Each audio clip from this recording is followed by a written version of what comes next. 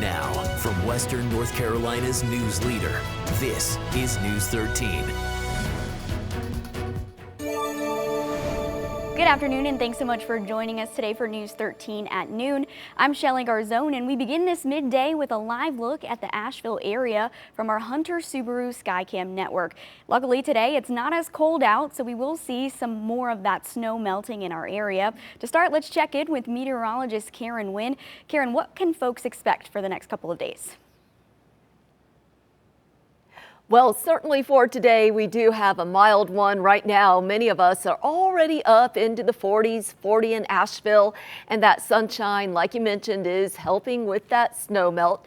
Some folks, though, are socked in, and we can see kind of a cloudy downtown Brevard there on our Hunter Subaru Skycam network, and so definitely cooler and cloudier for you. We had a cold front move through overnight, and a lot of the rain out ahead of it is off to the southeast of us. We have a little bit of moisture, though, wrapping around on the back side of that front, and some of that rain is expected to turn over to light snow as we go on into later on tonight. We'll talk about the timing and the totals coming up.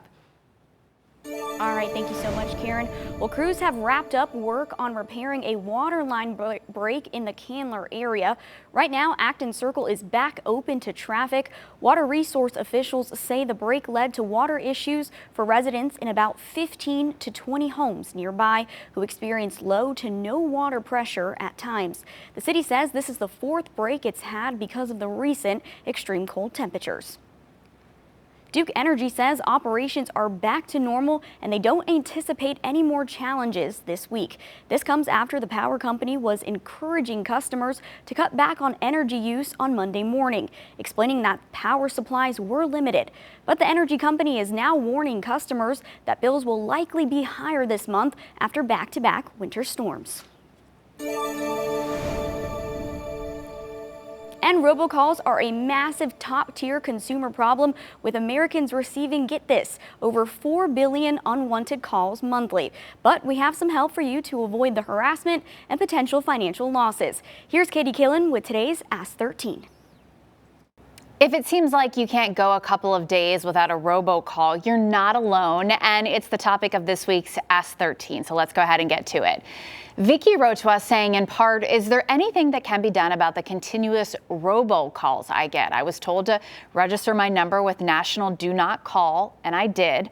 I have been told to block the number. I have. If you know of anything that can be done, I would be so grateful. Vicky also notes that she has probably blocked 100 numbers or so, all of them robocalls. So we took our question to the folks responsible for combating illegal robocalls here in North Carolina. That's the... More cases of the measles are expected to be unveiled by the state health department experts in South Carolina later today. The South Carolina Department of Public Health says there are now 847 cases of measles connected to the outbreak up in Spartanburg County. Updated numbers will be posted at 1 o'clock this afternoon, and health officials say most of the latest cases are from close contacts with already identified cases. Now, since January 2nd, cases have climbed by more than 600. The partial government shutdown has dragged into its second day, but there is a possible end on the horizon. Thousands of federal workers, including those with FEMA and the FAA, are relying on a bipartisan deal to pass through Congress in order to return to their jobs. ABC's Christine Cordero has the details. Enough is enough. Today, Immigration and Customs Enforcement headquarters in Washington, D.C. echo with calls from Democratic leaders for DHS Secretary Kristi Noem's resignation. The rally, led by the chairs of several Democratic caucuses, comes as lawmakers on Capitol Hill are scrambling to pass a bipartisan deal to fully reopen the government. It was shut down over last-minute calls to negotiate funding for ICE following the shooting deaths of... President Trump announces a deal to slash U.S. tariffs on Indian goods from a peak of 50% down to 18%. After the break, we'll take a look at the commitments the new agreement reportedly includes. And later, SiriusXM is turning into a massive legal bill, the multi-million-dollar settlement the satellite radio giant just agreed to resolve a class action lawsuit over relentless telemarketing calls. Welcome back to News 13 at noon. The president is talking about a new trade deal with India that will mean lower tariffs. Now, under the agreement, the president is cutting tariffs on Indian imports from 50% down to 18%. In exchange, he says India is promising to stop buying oil from Russia. The country will instead buy from the U.S. and possibly Venezuela. And promises of tariffs helping to boost American manufacturing so far aren't panning out. The Wall Street Journal says new numbers show fewer Americans work in manufacturing now than at any point since the end of the pandemic. Analysts say while aimed at protecting domestic industries, these policies have increased production costs, particularly in metal-based manufacturing, and triggered retaliatory measures that hurt exports. And does SiriusXM owe you money? They're about to pay out millions in a class action settlement. And Dunkin' is serving up a special munchkins and more for Valentine's Day. These are among today's business highlights with Maribel Amber from the Money Desk.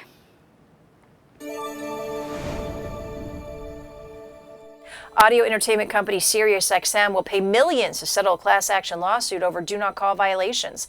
The company was accused of repeatedly contacting customers who were on the national do not call registry. SiriusXM denies any wrongdoing but agreed to a $28 million settlement. Eligible customers have until March 21st to file a claim. Details can be found on the SiriusXM.com website. Search settlement for a link to the claim form.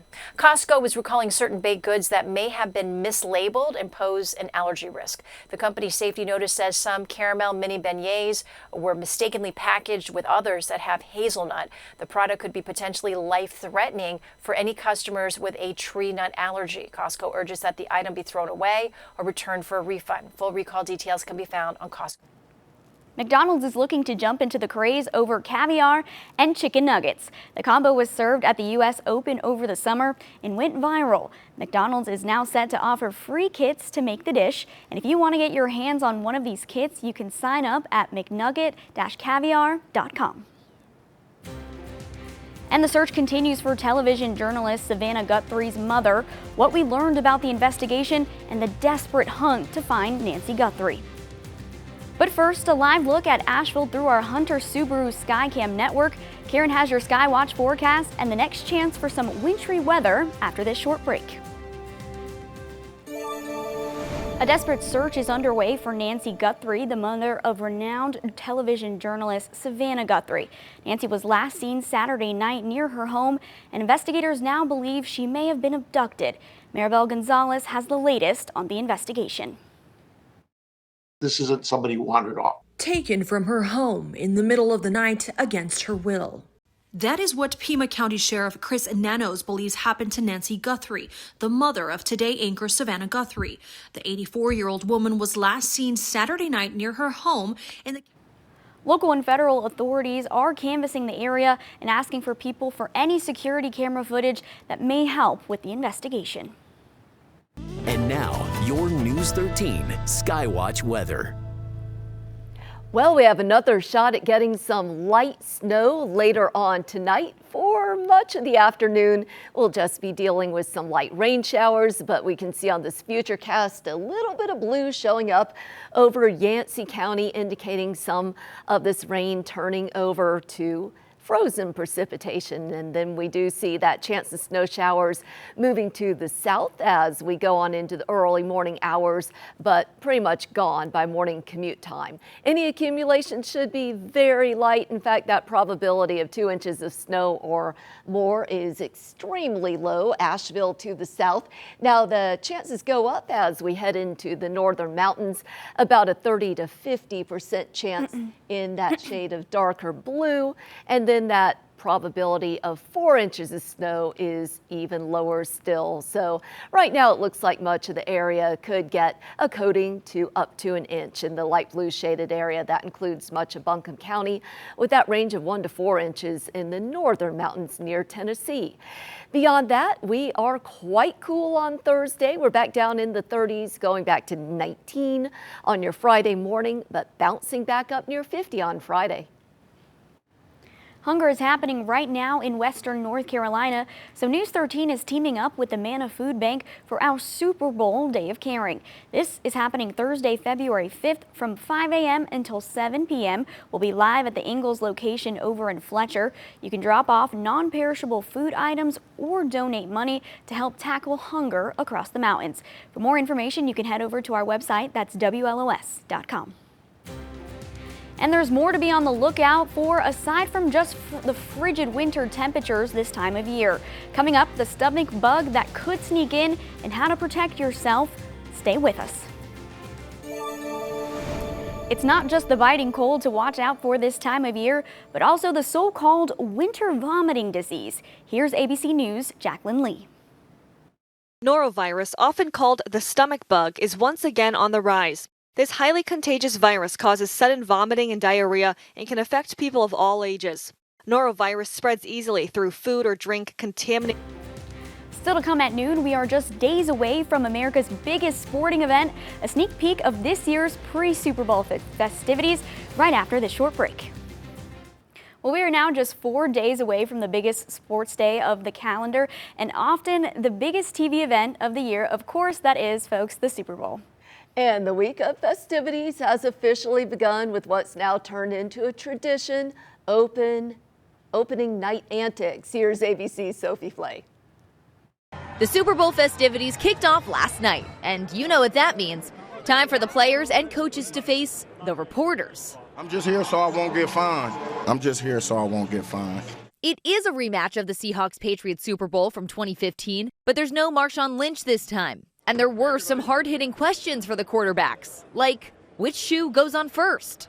Putting the left cleat on before I put my right on. I don't know why, but that's been kind of a thing for me. I put my right shoe on before my left shoe. I put my left sock on before my right sock. And which of his wife's baked goods does Drake May like best? Cinnamon roll snickerdoodle. She just made those for the lineman this week. That's my number one. I'll put puppy chow number 3 and the crumble copycat sugar cookie. I'll put that at 2. Forget baked goods. It was a ham for Sam. Sam Darnold given a fake ham hat. How about that? That's perfect. There you go. There was some valuable journalism. Drake May dismissed concerns about his shoulder injury. And NFL Commissioner Roger Goodell took questions. He was asked about the selection of Bad Bunny for the halftime show. The megastar has been openly critical of the Trump administration.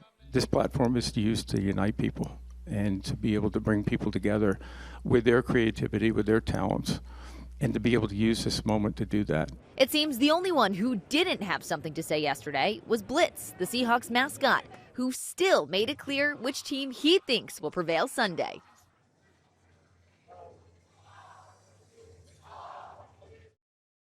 The Seahawks, with their defense nicknamed the Dark Side, are favored by 4.5 points. Sophie Flay, ABC News, New York. Well, Karen, I think the thing I'm most excited about this weekend is the food. What about you? Oh, always the food. I want one of those ham hats. I was thinking about the cinnamon snickerdoodle cookies. That sounds really good. I love a good cookie, and it's so cold outside, so I feel like anything. Pair that with a hot chocolate. Pair it with a hot chocolate would be perfect. There's a lot of penguins that never see ice in their lifetime. Well, you might think some animals like penguins would be right at home in all this recent frigid weather we've been having, but it's actually too cold, even at New York's Long Island Aquarium. Next for you in our next half hour, see why they're dressed up to the nines, not just 9 degrees.